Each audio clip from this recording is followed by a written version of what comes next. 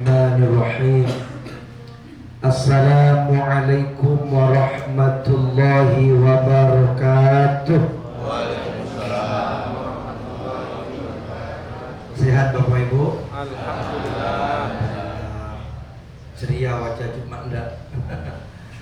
Alhamdulillahi rabbil alamin, allazi an'ama alaina bi ni'matil iman wal islam. Raditu billahi rabba wa bil islami dina wa bi muhammadin nabiyya wa rasulah. Asyhadu an la ilaha illallah wa asyhadu anna muhammadar rasulullah. Qala Allah ta'ala fi kitabihil karim, a'udzu billahi minasy syaithanir rajim. Bismillahirrahmanirrahim.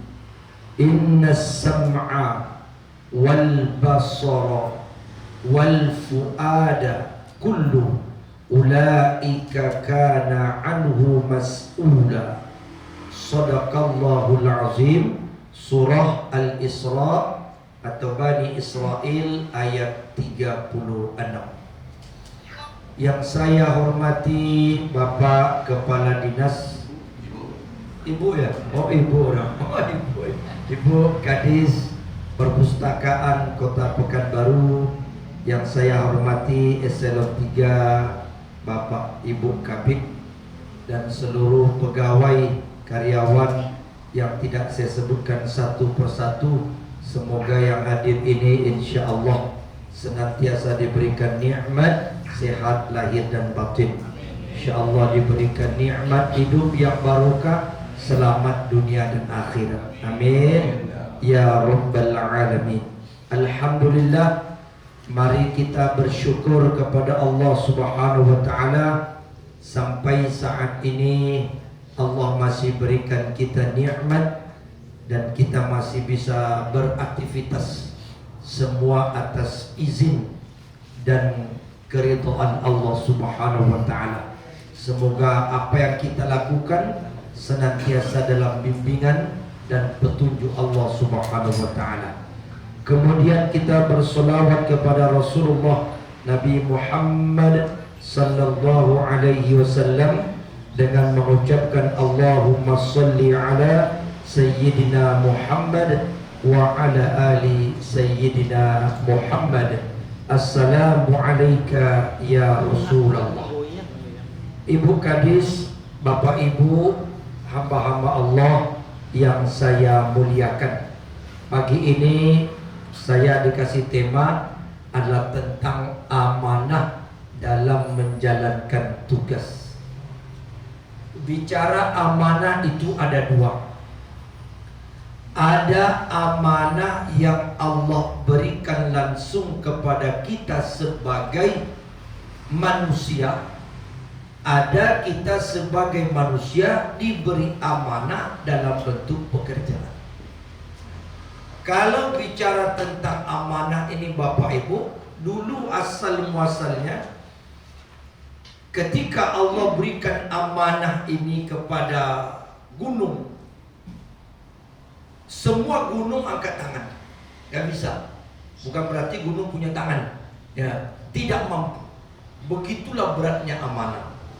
Lalu diberikan kepada langit. Wahai langit, aku titipkan bumi dunia kepada kalian. Maka langit pun tidak bisa, tidak mau. Disampaikan kepada malaikat, hai malaikat, bisakah kalian menjalankan amanahku untuk menjaga bumi? Malaikat juga tidak bisa.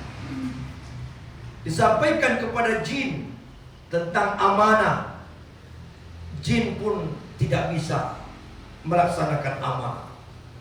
Tapi ketika ditawarkan kepada manusia, manusia menyanggupinya.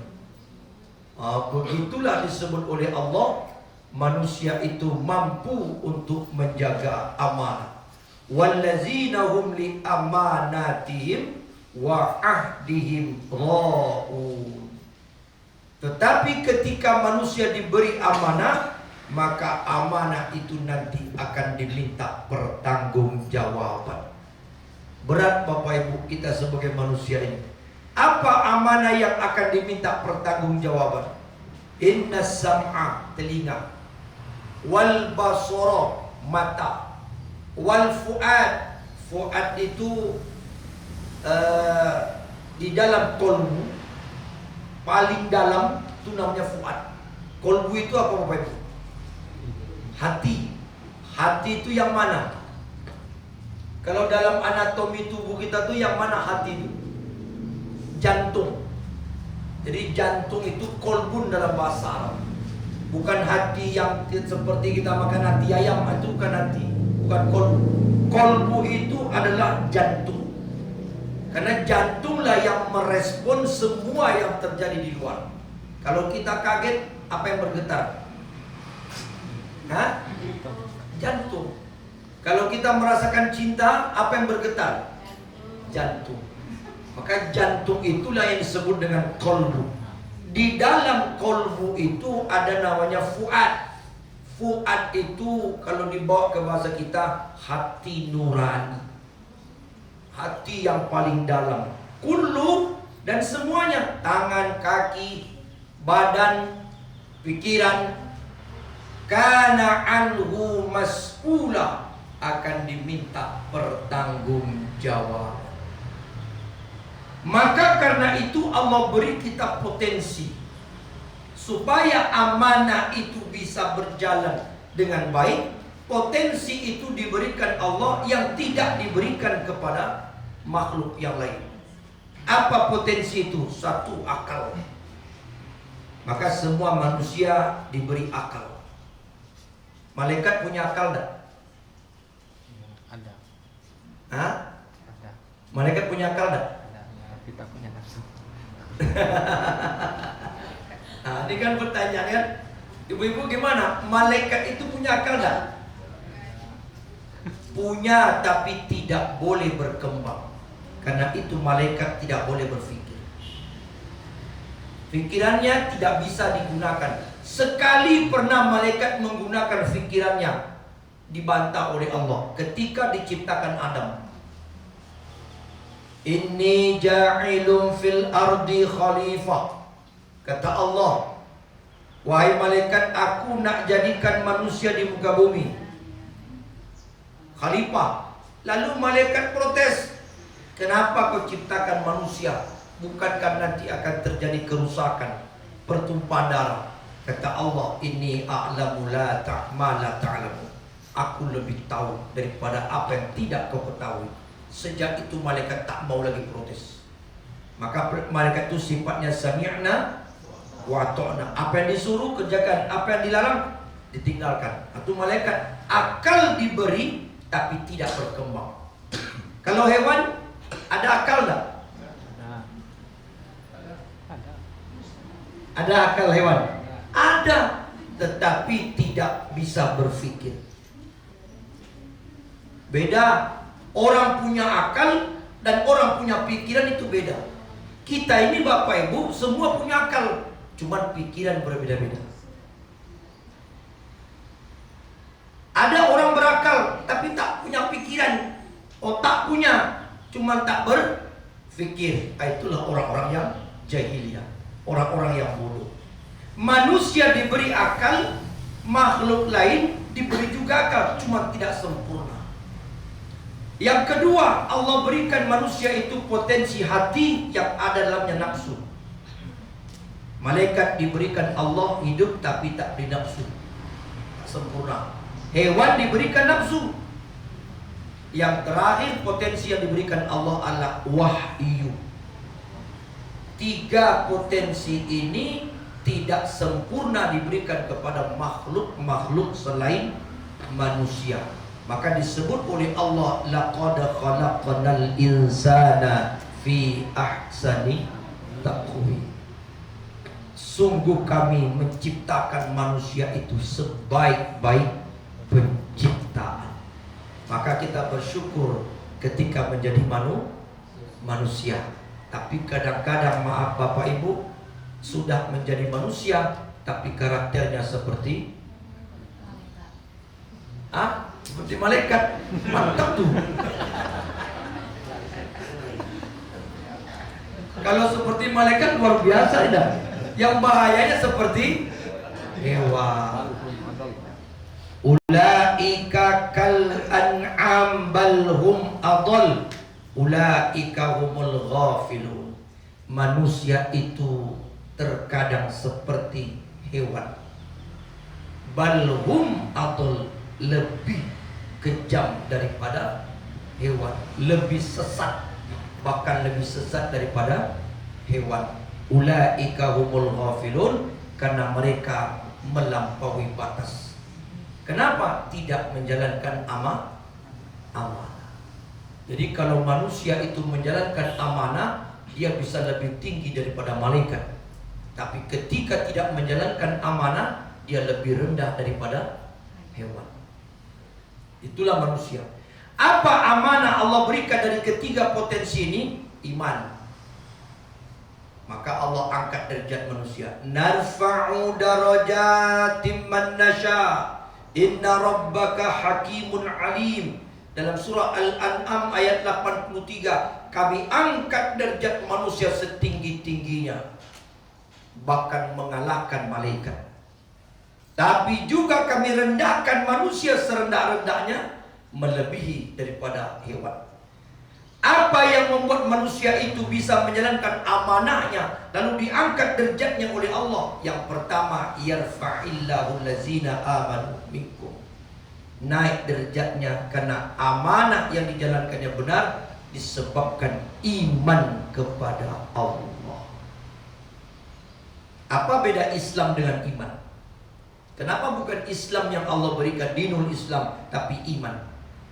Apa beda Islam dengan iman? Kalau Islam itu pengakuan, itu bedanya. Dia ngaku saja, Bapak Islam, Islam, udah selesai. Beriman dah? Di sini yang jadi masalah. Kalau Islam itu pengakuan, kalau iman itu ketaatan, kepatuhan, ketundukan. Kalau bahasa lainnya Bapak Ibu, kalau dibawa ke bahasa kantor, iman itu sama dengan loyalitas. Jadi kalau kita menyuruh orang, carilah orang yang loyal. Kalau dia tak loyal, tak bisa. Hanya ngaku-ngaku saja. Kerja di mana? Kerja di kantor perpustakaan. Tercatat namanya, tercatat. Loyal dah? Belum. Jadi loyalitas itu orang-orang yang betul sami'na wa ata'na. Bapak wali kota umpamanya mencari kabinet, mulai dari kadis, camat, lurah. Siapa yang dicari? Orang yang loyal. Kalau tak loyal, tak bisa. Kenapa? Program tidak jalan. Allah begitu juga menyuruh kita menjalankan tugas amanah di dunia ini. Yang diperintahkan Allah itu orang yang loyal.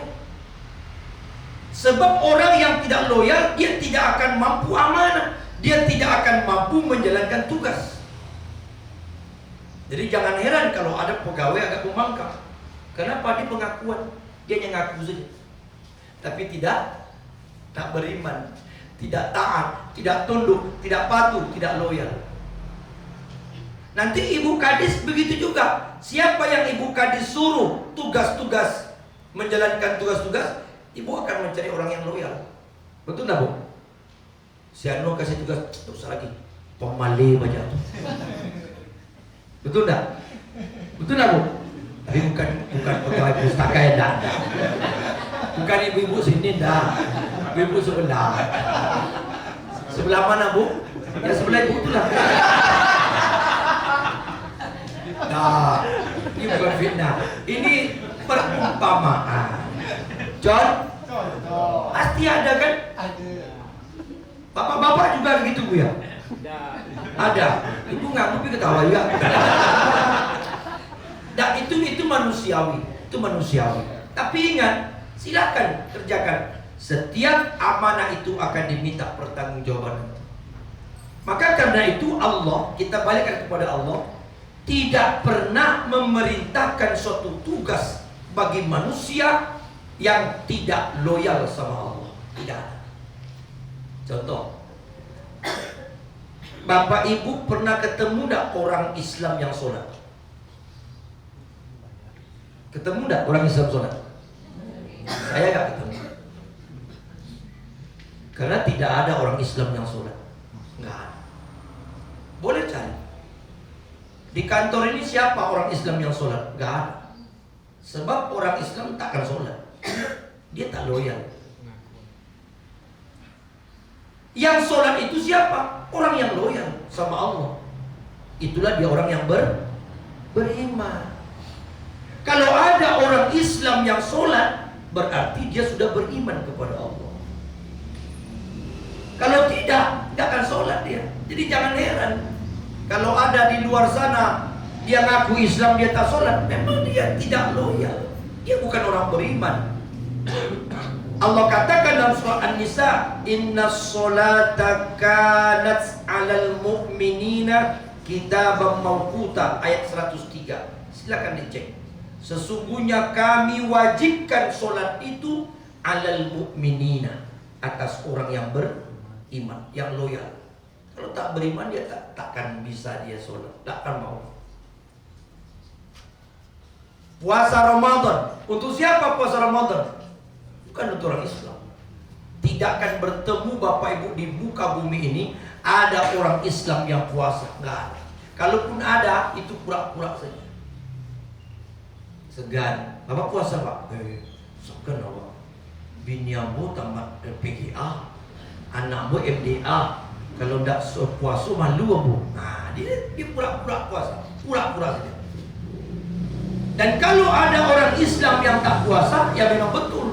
Karena puasa itu bukan berlaku untuk orang Islam, dia berlaku untuk orang yang loyal kepada Allah. Itulah dia orang yang beriman. Ya ayyuhallazina amanu kutiba alaikumus, bukan ya ayyuhal muslimun. Bapak wali kota begitu juga tidak akan memerintahkan tugas ini kepada orang-orang yang tidak loyal. Kalau sempat ada yang tak loyal, umpamanya Bapak Ibu Kadis seluruh jajaran di pemerintahan Kota Pekanbaru, besok kita rapat jam 10 pagi di absen. Tiba-tiba ada satu kadis yang tidak ikut rapat tanpa berita, tanpa ada alasan, dan tidak tahu ke kabarnya. Kira-kira Bapak Wali Kota setelah tahu dia tidak datang, dia apakan? Hah? Ini umpama nih, diapakan? Evaluasi. Di nonjokkan. Kenapa? Nggak loyal. Apalagi kalau sampai membangkang. Lain kata wali kota, lain pula kata kadis. Oh, kata Bapak Wali Kota ini nggak cocok. Ini amanah yang saya berikan tidak dijalankannya, ini tak loyal. Akhirnya bisa dinonjokkan. Maka orang yang tidak loyal bisa dinonjokkan. Begitu juga dengan iman. Orang yang tidak loyal kepada Allah dinonjokkan. Jadi kalau ada orang Islam tidak sholat, dia sudah dinonjokkan. Jadi kalau jumpa nanti Bapak Ibu, kawan tidak sholat kan di kantor nih, kan umpama tidak sholat, malas aku, kamu nonjok ya? Dinonjokkan oleh Allah dari orang yang beriman. Jadi orang Islam lah dia. Orang Islam ini ya apa bedanya dengan orang-orang yang lain? Hanya numpang hidup saja, ngaku Islam. Cuma kadang-kadang orang Islam ini Bapak Ibu lucu. Dibilang Islam tidak, dibilang kafir marah. Oh, ini susah. Bapak Islam, sholat? Enggak. Pak kafir ya? Kasar mencong lah. Nah ini pula lucu. Tidak, dibilangkan kasar muncul. Padahal Islam itu kan ada rukun, syahadat, solat, zakat, puasa, haji bagi mampu. Ada Islam tapi tak solat, berarti kan dia ni kafir kan? Seharusnya kan kafir tuh. Man tarku sholata muta'ammidan faqad kafara jihara. Siapa yang sengaja meninggalkan sholat maka kafirlah dia secara terang-terangan. Ada orang Islam tak sholat dibilang kafir, marah. Ini kan lucu. Sama seperti pegawai. Ada pegawai punya NIP, punya tugas, ada nama, tapi tak menjalankan. Ini pegawai apa namanya?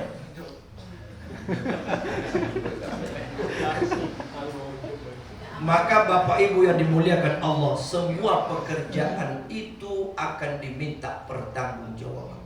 Mungkin Bu Kadis tak nampak, tapi Allah nampak. Jangan bekerja karena penilaian manusia, tapi kerjalah karena ibadah. Kalau semua pegawai mindsetnya bekerja itu ibadah, maka insya Allah amanah itu berjalan dengan baik.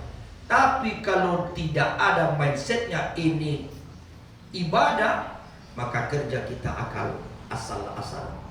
Kerja itu ibadah. Terutama bagi laki-laki. Ini untuk bapak-bapak. Ketika seorang suami, kata Rasulullah, laki-laki bekerja, ya kan, faiza qudiyatish shalah fantashiru fil ardi wabtaghu min fadlillah wa dzkurullaha katsiran la'allakum tuflihun. Dia bekerja, berangkat dari rumah, bismillah tawakkaltu 'ala Allah. Pulang dia siang, pulang sore, pulang malam, capek letih. Maka sampai di rumah gugurlah dosa-dosanya lewat jari-jari. Begitu besarnya pahala orang yang bekerja. Karena itu adat Islam, adab Islam. Sampai di rumah istri menyambut, mencium tangan suami. Karena disitulah Allah gugurkan dosa, di tangan itulah bisa menghidupi anak dan istri dan anak. Bu, pernah tak cium tangan suami bu? Hah? Belum? Ini udah punya suami belum? Gadis semua nih. Atau jangan-jangan ibu yang ditunggu oleh suami dah. Kalau ibu ditunggu suami, itu suami dan cium tangan ibu. Itu yang wajib. Kalau perempuan kerja boleh, tak wajib. Kalau dia punya suami. Laki-laki wajib bekerja, perempuan boleh bekerja. Karena Khadijah juga bekerja. Ada orang bilang perempuan itu di rumah saja. Oh, tidak. Ya kan? Tengok kondisionalnya. Perempuan boleh bekerja. Khadijah itu istri Nabi. Apa kurangnya? Rasulullah, orang yang paling mulia, istrinya bekerja sebagai pedagang, sebagai saudagar, bahkan pedagang terkaya di Saudi, di Mekah saat itu. Nabi tak menyuruh Khadijah berhenti. Udahlah Khadijah, sejak kau nikah denganku, kau tutuplah semua toko-toko. Tidak. Kerja. Cuman yang wajib itu adalah laki-laki. Sebab laki-laki yang bekerja, dosanya diampunkan oleh Allah Subhanahu wa ta'ala jika pekerjaannya sesuai dengan amanah. Maka naik derajat manusia. Karena amanah dijalankan atas dasar iman kepada Allah. Yang kedua, wallazina utul ilma darajat. Orang-orang yang menjalankan amanah itu diangkat derajatnya oleh Allah kalau dia berilmu. Nah, ini maaf bicara Bapak Ibu ya. Saya banyak curhat. Boleh Pak Kadis, Pak. Ya begitulah Pak Ustaz. Ada pegawai saya itu Pak Ustaz, cuman udah titipan macam-macam. Dia tak ngerti apa-apa Pak Ustaz. Dia tamat ini dikasih kerja ini, bingung dia. Itu susah. Nanti amanah tidak terjalan. Ribet. Dan Bapak Ibu jika memang tidak ahli di bidangnya, jangan dipaksa. Karena itu akan membuat menderita.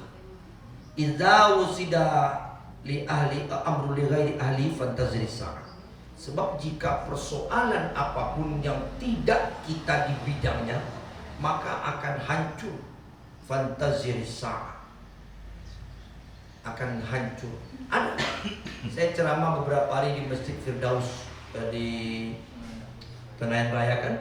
Itu kan semua kadis-kadis wajib datang di lingkungan itu. Ada sebagian kadis cerita sama saya. Sekretaris saya itu Pak Ustaz, kabak saya itu Ustaz, kabit saya itu Ustaz. Ada yang cerita begitu. Memang tak mengerti apa Ustaz. Akhirnya yang kerja stop. Tapi gimana lah Ustaz, titipan. Ini bahaya. Jadi amanah itu berkaitan dengan ke situ. Bagaimana dia mau kerja, dia tak ngerti. Tidak di bidangnya. Umpama dia tamat pertanian. Disuruh bekerja tentang statistik. Bingung dia. Apa itu statistik? Angka-angka, semua angka-angka akan dibahas. Dia tahunya ini pupuk. Enggak, ini hama. Ini itu ilmu yang dia punya, disuruh statistik. Bingung. Maka amanah itu berkaitan dengan itu. Dan yang bahayanya orang yang bekerja tidak di bidangnya, dia sendiri menderita. Ujung-ujungnya apa? Ya disuruh yang lain kerja, tolong kerjakan ini. Dia sendiri tak ngerti, hanya tanda tangan saja. Ini bahaya. Kalau dapat Bapak Ibu, kalau dikasih amanah seperti itu, sebaiknya itu saja. Karena itu akan menyiksa diri kita. Tapi kalau prinsipnya yang penting saya punya jabatan Pak Ustaz, ya kan, uang saya dapat, tapi tanggung jawab kepada Allah berat. Betul tak? Betul Bapak Ibu? Nah, ada kawan saya SAG sama dengan saya, kerja disuruh membidangi masalah tentang pertanahan. Apa dia ngerti? Saya disuruh pertanahan, wah angkat tangan saya nggak ngerti. Apa itu tanah, pertanian ukurannya, teritorial wilayah, nggak paham saya. Suruh ceramah aja saya nih. Iya kan? Nah, yang terakhir amanah itu bisa berjalan dengan baik. Wa innaka la'ala khuluqin azim. Iman sudah ada, ilmu sudah ada, adab yang terakhir, akhlakul karimah. Inilah tulang punggung dari semua pekerjaan. Sepintar apapun Bapak Ibu pegawai, kalau tidak punya adab, maka rusaklah. Di kantor ini Ibu Kadis, yang paling penting, dan ibu akan mencari orang-orang bukan sekedar yang taat saja, yang loyal saja, yang berilmu saja, tapi juga beradab. Betul enggak, Bu? Tapi kalau sombong, dia mentang-mentang hebat, itu orang tak suka. Orang sombong itu tak disukai orang. Jangankan orang lain, orang sombong saja tak suka sama orang sombong. Betul enggak? Di sini ada yang sombong? Hah? Di luar ya. Betul Bapak Ibu. Orang sombong itu tidak suka dengan orang sombong. Cobalah ketemu orang sombong sama orang sombong. Orang sombong ketemu orang sombong. Itu susah itu. Saling membenci. Maka adab bekerja itu di atas segala-galanya, yang paling penting adalah adab, akhlak, berakhlak baik kepada sesama karyawan, baik sesama pegawai, dan lebih-lebih baik kepada pimpinan. Karena adab itulah menentukan amanah yang diberikan kepada kita berjalan dengan baik. Itulah yang bisa saya sampaikan. Dan hati-hati Bapak Ibu, semua kita akan diminta pertanggungjawaban. Bukan pimpinan, tapi Allah Subhanahu wa ta'ala. Mohon maaf lahir batin, kalau ada yang mau dialog dipersilakan. Subhanakallahumma bihamdika asyhadu an la ilaha illa anta astaghfiruka wa atubu ilaik. Silakan. Kalau ada yang ingin bertanya dari kawan-kawan, baik tentang topik hari ini atau topik lain, Bebas, boleh. Atau topik lain, Silakan.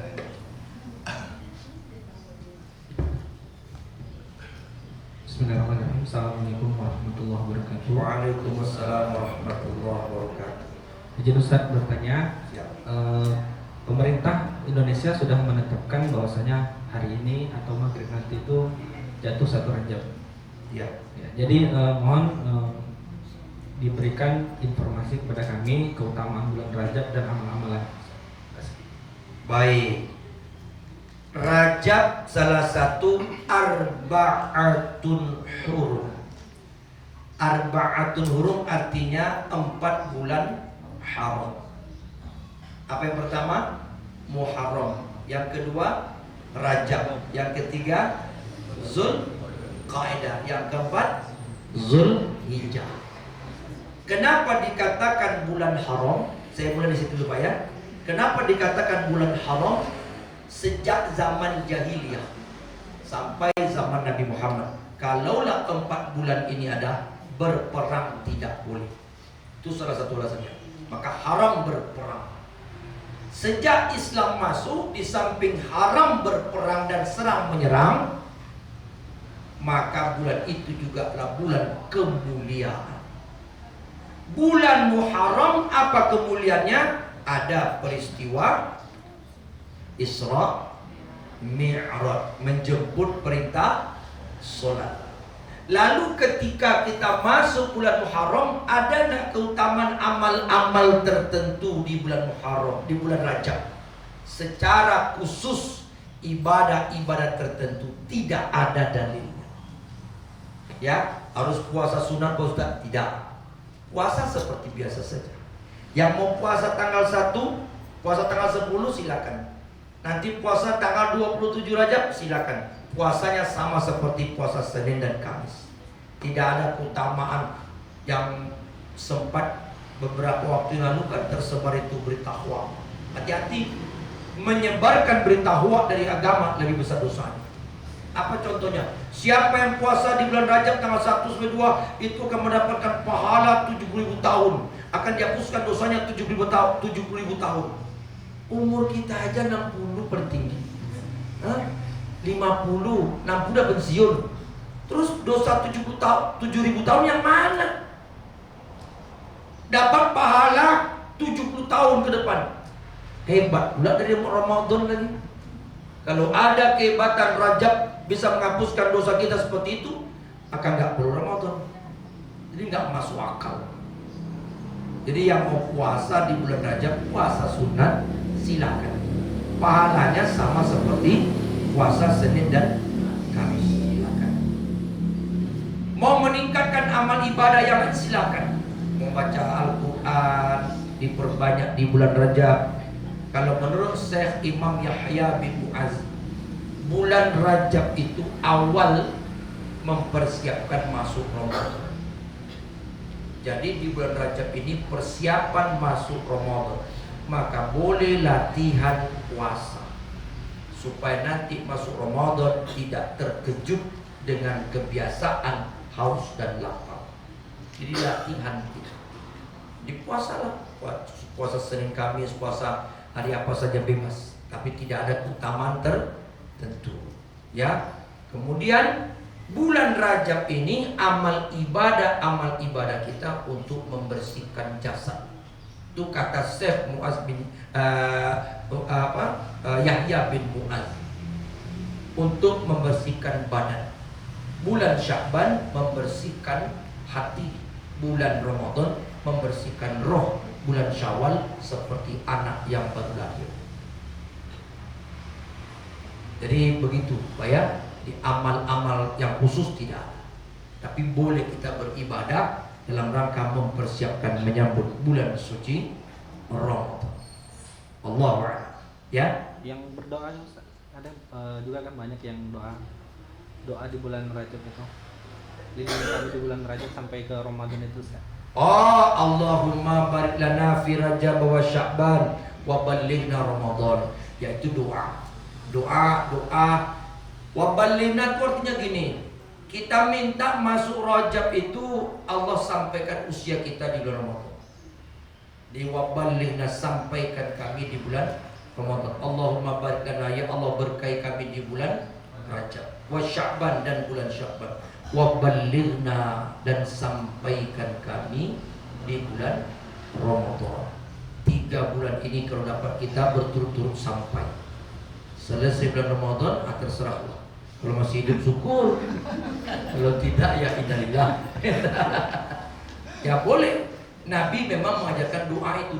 Hanya doa itulah yang boleh kita ulang-ulang ketika masuk bulan Rajab. Allahumma barik lana fi Rajab wa Sya'ban wa ballighna Ramadan.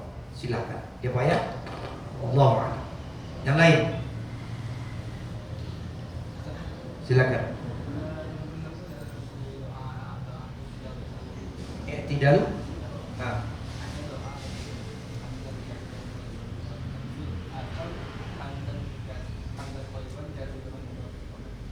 Kedua-duanya dilakukan. Hamdan artinya segala puji, kasiron sebanyak-banyaknya. Kemudian apa lagi? Thayyiban tu baik, mubarakan keberkahan di dalamnya. Jadi itu bacaan-bacaan yang baik. Boleh dibaca, boleh juga tidak. Atau dibaca Rabbana lakal hamdu mil'us samawati dan sebagainya. Dan tak dibaca pun tak apa. Karena itu sunnah. Yang wajib itu 2 bacaan. Dalam sholat yang wajib baca tuhnya 2. Bukan dalam sholat. Al-Fatihah, yang kedua syahadat. Tasyahud, ya kan? Syahadat. Itu yang wajib. Selebihnya sunnah. Subhan rabbiyal a'la, subhan rabbiyal azimi, kemudian rabbi firli warhamni, wajat wajhiyya, itu semuanya sunnah. Rabbana lakal hamdu sunnah. Yang wajib hanya 2. Al-Fatihah dan asyhadu an la ilaha illallah. Bu, silakan Bu. Bu Kadis.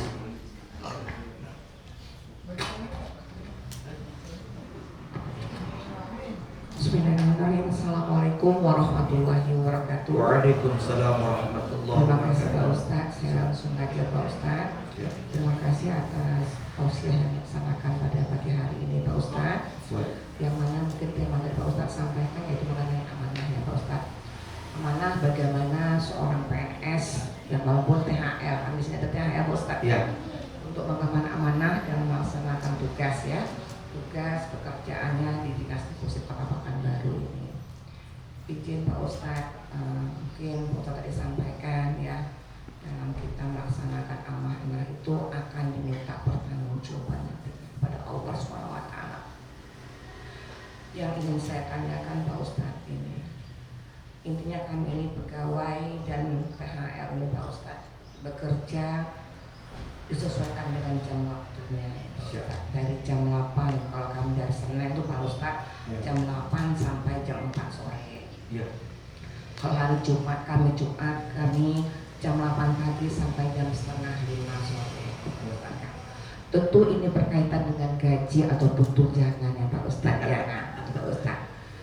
Jadi saya pernah mendengar Pak Ustadz, mungkin juga ada ceramah dengan kaitan korupsi waktu. Ya. Ya Pak Ustadz ya. Kita sebagai ASN tentu sudah punya jadwal waktu yang ditentukan ya Ustadz. Tapi di sela-sela itu Pak Ustadz kita ada korupsi waktu. Ya. Ya.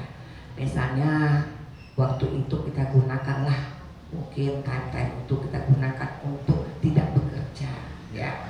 Kita keluar mungkin dari kantor ya Pak Ustadz kan. Atau kita tidak bekerja dengan jam-jam tersebut. Nah ini bagaimana hukumnya Pak Ustadz? Bagaimana keberkahan gaji itu, bagaimana pertanggungjawaban kita. Satu lagi yang kedua Pak Ustadz, mungkin ini juga mengenai sunnah Pak Ustadz, seperti kita sholat duha ya Pak Ustadz ya di pagi hari. Tentu ini ada korupsi waktunya juga. Artinya Allah itu kan menginginkan kita, malahan dikatakan kalau saya dengar Ustadz sholat duha itu yang lebih afdal kan kalau menjelang siang ya Pak Ustadz, bataskan sampai jam 11 ya Pak Ustadz ya Ustadz. Mungkin di sela-sela kesibukan manusia, sela-sela kesibukan aktivitas kita masih bisa menyempatkan waktu kita untuk sholat, masih bisa mengenal Allah, itu sungguh suatu keberkahan Pak Ustadz kan. Tapi bagaimana hukumnya Pak Ustadz? Misalnya kita lagi rapat nih Pak Ustadz ya kan. Lagi rapat, kita meninggalkan rapat, terus kita melaksanakan sholat. Intinya kalau secara apa kita kan biasa tuh. Intinya kita mau sholat duha nih, gitu kan. Tapi selagi pekerjaan itu tidak tertinggal, tidak korupsi, mungkin tidak masalah Pak Ustadz. Mungkin saya masih ragu Pak Ustadz. Seperti saya mungkin sebagai pemimpin Pak Ustadz, sebagai kepala dinas ini, saya menerima tamu pada time pada saat saya mau sholat duha, ya kan. Intinya saya kan menyuruh, misalnya kamu Pak tunggu ya Pak, saya mau sholat duha dulu, itu kan korupsi waktu buat saya Pak Ustaz. Berarti sebenarnya tidak diperbolehkan. Mungkin bagaimana caranya Pak Ustadz ya, ini tuh hidup bisa bertanggung jawab kepada Allah, sehingga kami ini bisa memanage waktu kami ya Pak Ustadz kan. Apakah salah? Sebenarnya kalau menurut kita ya nggak apa salah, tinggalin aja tamu itu atau tinggalin aja rapat itu, sholat kan kira sholat kan gitu Pak Ustadz kan. Nah ini bagaimana hukumnya Pak Ustadz? Itu mungkin saya ingin tanya Pak Ustadz. Terima kasih. Assalamualaikum warahmatullahi wabarakatuh. Waalaikumsalam warahmatullahi wabarakatuh. Ini banyak kena tembak kan.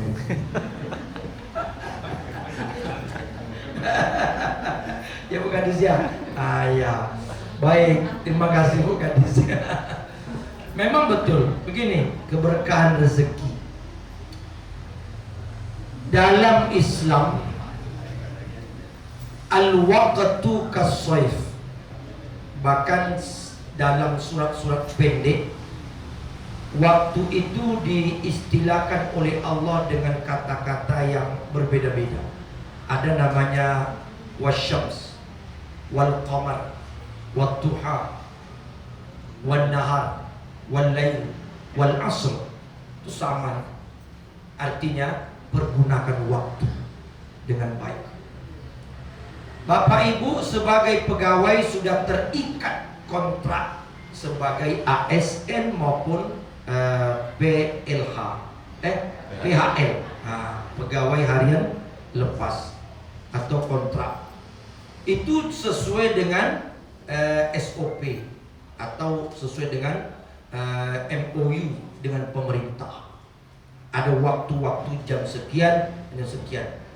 Maksudnya begini, gaji itu dibayar jika Anda bekerja sekian jam dalam satu bulan tanpa uzur syar'i, misalnya sakit dan sebagainya, itu di luar.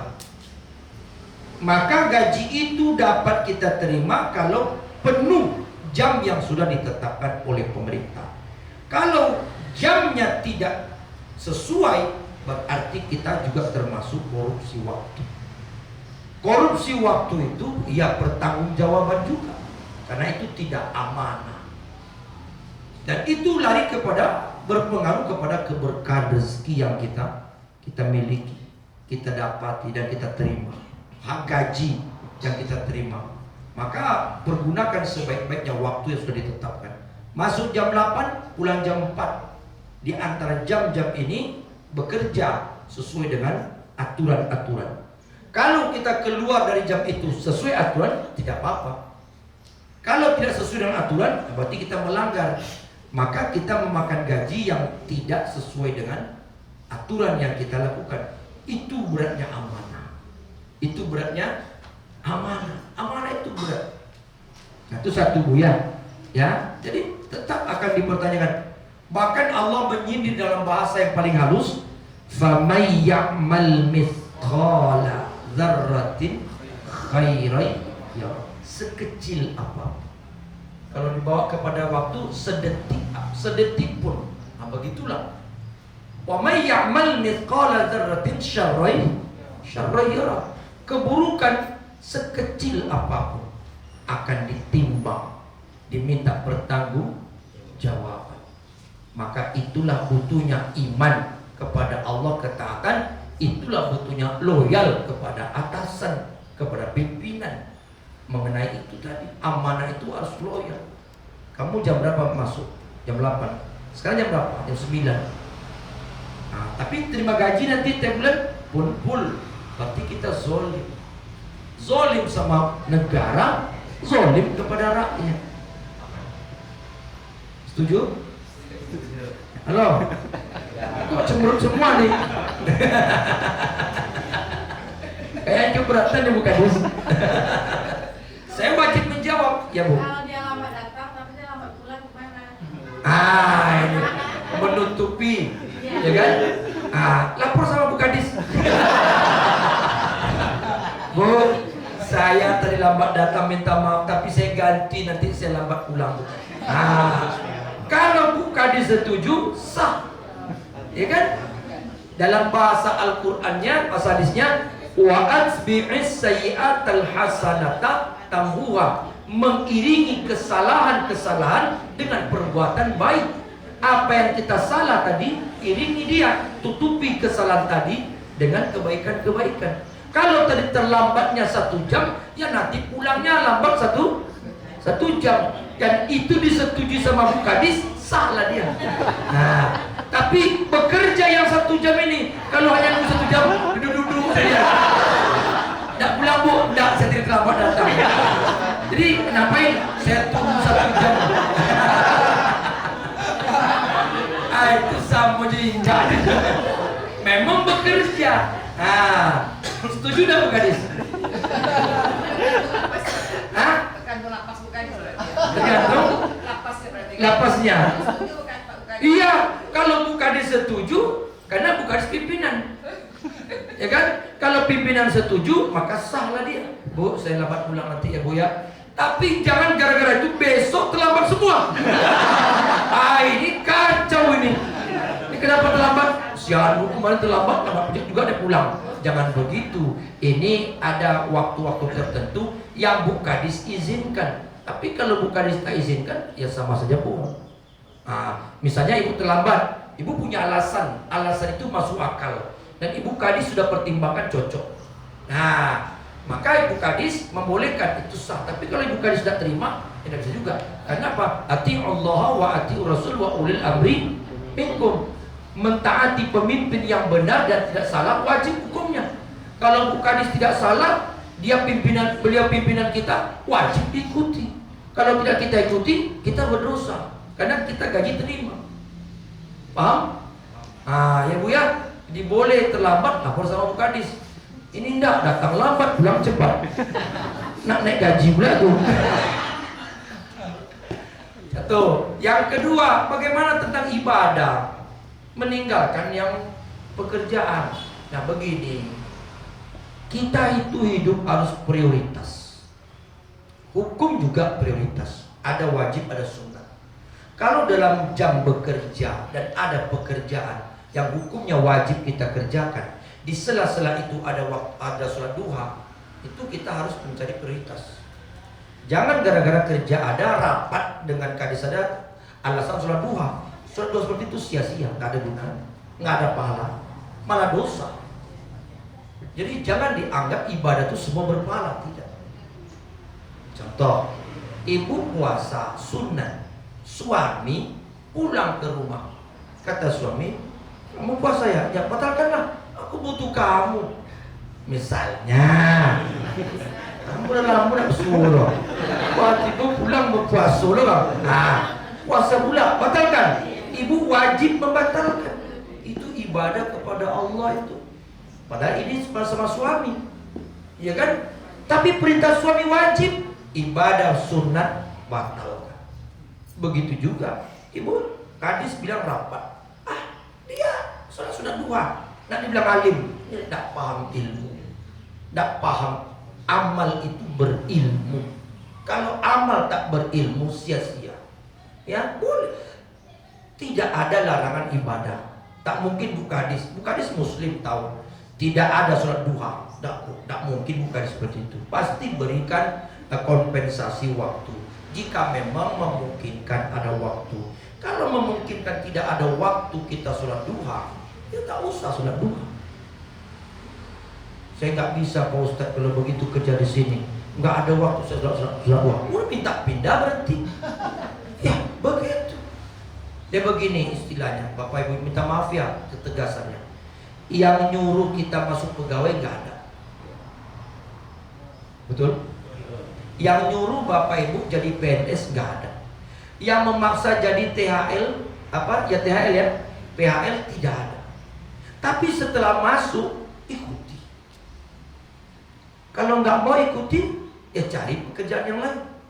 Sama seperti sekolah. Yang nyuruh kita masukkan anak ke sekolah itu nggak ada. Tapi ketika anak kita masuk sekolah di situ, jangan kita mengatur. Biarlah sekolah yang mengatur. Kalau tak mau aturan sekolah, pindah sekolah lain. Begitu. Karena itu aturan sudah dibuat oleh negara dan hukumnya wajib ditaati. Karena berkaitan dengan gaji kita. Jadi jangan gara-gara ada rapat kita sholat sunat duha, itu sholat sunat duha kita pertama pahala tak ada, yang kedua dosa ada. Kenapa? Meninggalkan yang wajib. Wajib dan sunat mana tinggi? Tinggi wajib. Begitu. Jadi kalau kita cari waktu, apa kegiatan hari ini? Tidak ada. Kalau nggak ada, saya sholat sunat duha dulu ya. Nanti kalau buka dicari, bilang saya lagi sholat sunat duha. Kan enak. Mentang-mentang atau buka dis, misalnya datang tamu dari luar, buka dis, pas tamu datang, maaf ya, saya sholat sunat duha dulu. Sombong kali buka dis. Nah, misalnya nggak boleh juga. Layani tamu, karena fal yukrim dhaifah itu wajib, memuliakan tamu itu wajib. Sedangkan sholat sunat duha sudah wajib. Nanti selesaikan. Kalau sudah selesai, dah pulang, dia masih ada waktu jam 11:30 masih ada sholat sunat duha. Selesai. Duha itu berlaku sejak waktu suruh habis. Habis suruh masuk duha. Sedangkan suruh itu sendiri waktu duha sebenarnya cuma namanya suruh. Ya. Berlaku sampai sebelum azan zuhur. 10 menit, seperempat jam sebelum azan zuhur. Waktu duha panjang. Silakan. Nah, jangan kadang-kadang alasan kita duha sudah sholat sunat duha berbaring. Oh. Akhirnya berkeruk. Cari alasan sholat sunat duha. Tadi malam main domino. Ngantuk. Ah itu harus hati-hati kita. Ya bukan di siang. Nah, jadi begitu bapak-bapak, ibu-ibu, jangan jadikan agama ibadah untuk pelarian sebagai alasan kita tidak bekerja dan kita mengabaikan pekerjaan. Tidak boleh. Berarti kita tidak amanah. Nah, saya rasa begitu bukan di siang. Cocok Wadis? Catat MOU. Perhatian tuh seluruh karyawan, hati-hati. Nanti siap. Baru silakan. Benar diturunkan jabatan. Tuh ibu loyal, ya kan?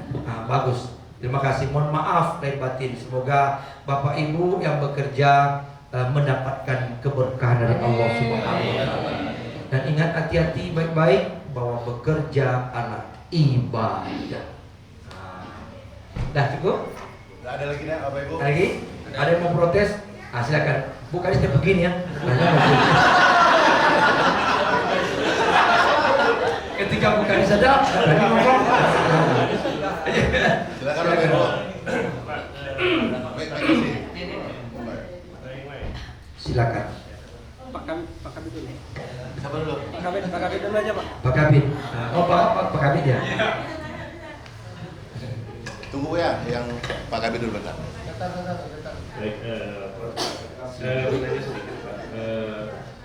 Kalau tim itu kan manusia diciptakan dengan sempurna. Ya. Tapi di surat lain, misalnya di Al-Ma'un atau Al-Anbiya itu manusia diciptakan memang tergesa-gesa dan banyak berkeluh kesah. Oh. Innal insana khuliqa halu'a. Ya, korelasinya ini bagaimana ya? Misalnya kalau kita kan secara tabiat satu ayat itu Berbeda. yang lainnya berbeda gitu, maksudnya apa gitu kan? Baik. Laqad khalaqanal insana fi ahsani taqwim. Konteks ayat ini pertama adalah Allah menciptakan bentuk manusianya. Ya, manusia seutuhnya itu artinya kesempurnaan penciptaan. Apa ya? Mulai dari ujung rambut sampai ujung kaki itu manusia yang paling baik dibandingkan makhluk-makhluk yang lain. Malaikat, jin, hewan, tumbuh-tumbuhan, manusialah yang terbaik dalam penciptaan. Sedangkan ayat Al-Ma'arij, innal insana khuliqa halu'a. Sesungguhnya manusia itu banyak yang suka berkeluh kesah. Itu konteksnya sifat, watak, karakter. Berbeda. Jadi bukan bertentangan, Pak. Apanya berbeda, porsinya berbeda. Ya. Maksudnya begini, manusia ini ada yang punya watak berbeda-beda. Bapak dengan Bu Kadis dengan karyawan dengan pegawai itu beda-beda watak. Tapi di ayat berikutnya Allah mengatakan illal musolli, kecuali orang yang tidak berkeluh kesah itu dia menjaga sholatnya. Nah, silakan buka surah Al-Ma'arij. Jadi orang yang istiqomah dengan imannya, dengan sholatnya, maka hidupnya penuh dengan rasa syukur, tidak berkeluh kesah. Ketika dia mulai meninggalkan sholat, dia mulai meninggalkan ibadah, maka rusaklah karakternya. Begitu. Kesempurnaan dirinya itu rusak dalam bentuk watak, karakter, sifat. Manusia ini kan punya sifat yang macam-macam. Ada yang sombong, ada yang pendendam, ada yang pemarah, ada yang pemaaf, ya kan? Begitu enggak? Nah, itu watak karakter. Ada yang baik, ada yang jahat. Itu watak manusia. Orang yang baik itu kata Allah ketika dia mampu memelihara sholatnya. Illal musolli. Jadi orang yang tak pernah berkeluh kesah itu selalu bersyukur dengan kondisi apapun. Orang-orang yang mampu menjaga sholatnya. Jadi coba praktekkan. Siapa yang mampu menjaga sholatnya, maka Allah akan berikan ketenangan dalam hatinya, dan Allah akan cabut keluh kesah. Tapi kalau kita mulai melalaikan sholat, mulailah kita berkeluh kesah, suka mencari kekurangan. Gaji ini kurang juga, dikasih tambah masih kurang juga, dikurangi tambah kurang lagi. Tak pernah bersyukur. Kenapa? Dia tak sholat, dia tidak istiqomah dengan sholat. Itu yang disebut dengan innal insana khuliqa halu'a. Manusia itu suka berkeluh kesah. Sama seperti begini, Pak. Innal insana lafi khusr. Sesungguhnya manusia itu semuanya merugi. Tapi ada illah. Illah itu istisna. Dalam bahasa Inggrisnya without atau pengecualian. Ya kan? Illal ladzina amanu wa amilus sholihat wa tawassaw bil haqq wa tawassaw bis sabr. Yang tidak merugi itu manusia yang beriman, yang beramal soleh, yang mereka saling menasihati dalam kebaikan dan kesabaran. Tapi orang yang tak beriman, yang tak beramal soleh, hidupnya pasti rugi. Nah, begitu. Ya Pak ya? Wallahu a'lam. Baik. Tadi Ibu siapa tadi mau tanya? Hah? Bu Kadis sudah pergi. Sebelum dulu ya. Silakan. Kalau kita jam kerja kan, pokoknya kalau hari Kamis itu kita kan olahraga nih Pak. Lambat. Apa kan Pak di hari Kamis itu mau olahraga, kecuali tidak ada kerja yang kalian bisa, boleh kan Pak? Ulang lagi, hari Kamis itu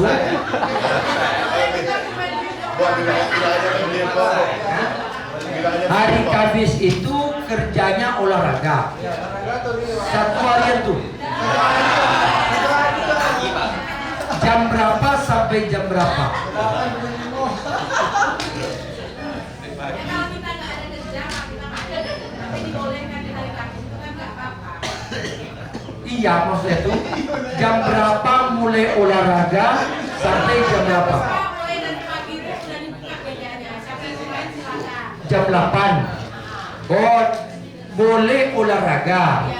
Yang tidak olahraga ya bebas. Boleh Pak ya? Ya tidak apa-apa kalau ada hobi olahraga. Dia begini sebenarnya. Kesempatan diberikan waktu untuk olahraga bagi yang mau dan dia mampu. Kalau memang misalnya fasilitas olahraga yang dia sendiri tidak di bidang itu, ya mungkin dia lagi makan-makan di kantin, hobinya. Ibu olahraga tak pandai, mau main pingpong megang bat tak pandai, mau main badminton megang raket tak pandai, ya kan? Main bola kaki lapangan tak ada, mau main basket awak pendek, ya misalnya mau main poli tangan sakit. Ya, artinya pemerintah difasilitasi. Kegiatan olahraga itu dari jam sekian jam sekian. Mau pakai silakan. Kan begitu sebenarnya.